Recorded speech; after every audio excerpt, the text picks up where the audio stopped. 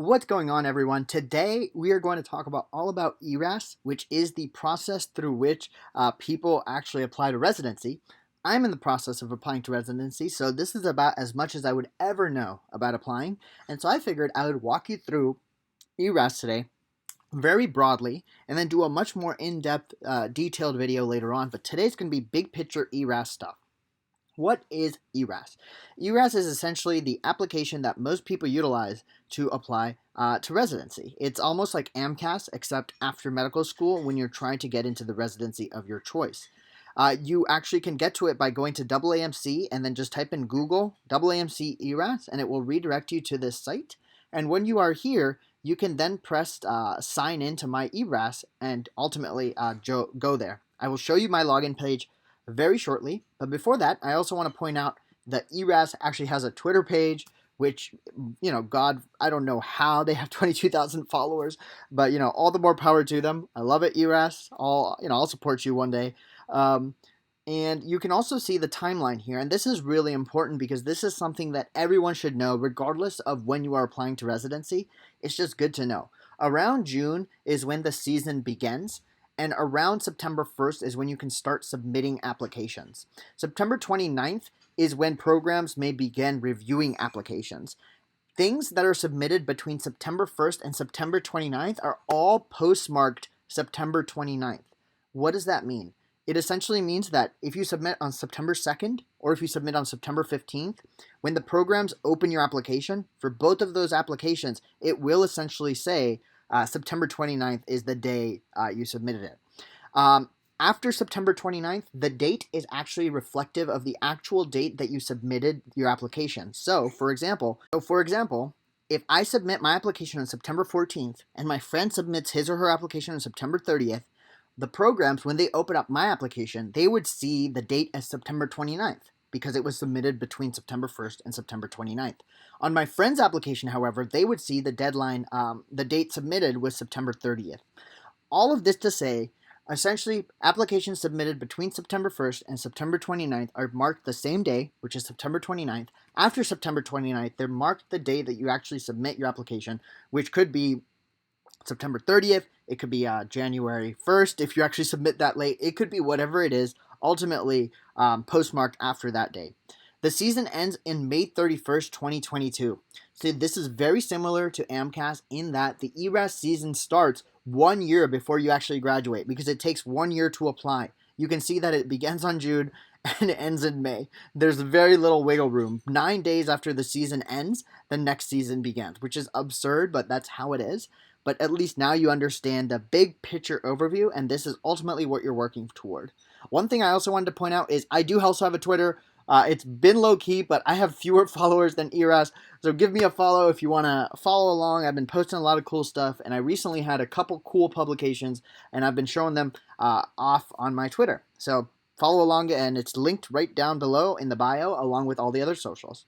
But with that being said, let me now show you my ERAS dashboard.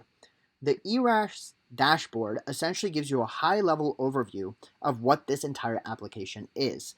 Obviously, I'm going to blur out these things here because it lists my AAMC ID as well as my email, but your name, AMC ID, as well as email will be shown in the top right. And then from there, it will show you your personal information, biographic information, education, experience, licensure, publications, and all of those things make up your entire application.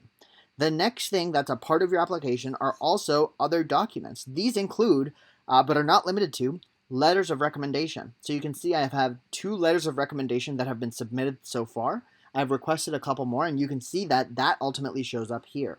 Another thing that gets shown up here is the MSPE, which is the dean's letter. Every school creates an MSPE. It's essentially a big summary of why you're a badass, and it's written by each medical school on behalf of all the students that are graduating from that school. The other thing that's also included here is a photo, usually that sexy headshot that everyone has. That is the ERAS photo that you are referring to and you will see here. And that's a big part of your application as well. Actually, when you match, that photo is the single impression that you are going to give to all of your incoming classmates before they actually meet you. And that's why it's, for some reason, such a big deal. Next up is the programs. So this is the total number of programs you can apply to. The number of programs that people apply to tends to vary by specialty. If you're doing internal medicine, people apply from anywhere between 10 to 30 because internal medicine is not nearly as competitive as, for example, orthopedic surgery. Orthopedic surgery, sometimes people apply to 50 plus programs, and the statistics behind that are all because of the fact that the more competitive specialties have lower rates of matching. And because of that, you apply to more programs to compensate. And that's essentially why the number of programs you apply to will ultimately vary. You can also see that all of those sub-tabs are listed right up here at the top. And those top sub-tabs ultimately are the same things that are shown here. I don't want to get too much into the weeds here because I'm going to make a separate video describing some of these things, but I want to now show you a little bit about the application. So let's do that. All right, so now you are looking at the actual application. I'm going to try to be very strategic about this. I'm going to do a much more in-depth video in the future. But point is, I've broken up the application to show you the big parts about it. You can see that there's the personal information section, which will include your AAMC account information. This is the same account you use to take the MCAT. It includes basic information such as your name, your address, your home information. It includes your work authorization, which is essentially the fact that are you authorized to work in the United States. It includes your match information, which is the fact that you actually have to register to make sure you match. So most of you know you have to apply to residency, and then once you apply to residency, you have to match, and you have to agree to participate in that match. And you can also see that this is also a place where you can decide whether or not you are couples matching. Couples matching is essentially when you have a significant other in medical school, and you want to ensure that both of you go to a similar location so that you can ultimately stay together. Urology often has a separate match process as does ophthalmology, and this is often one of the reasons why those two are separated. And then here you have the USMLE ID, which is required for USMLE transcript transmissions. And then here's another thing that I want to point out. AOA is something else that's also included on your ERAS application, which is something I didn't think would be that big of a deal, but apparently it is. And you can list here whether or not you had AOA. If you did not have AOA, I guess my school doesn't actually even have AOA, so what I do is just select no AOA. And there's also no honor society here, but you can see that all of this stuff is listed here. The second part is biographic information. This is exactly what it sounds like. Where did you grow up? Where's your well, that's the education tab, but where did you grow up? Where's home for you? Where's your home address? All of that stuff.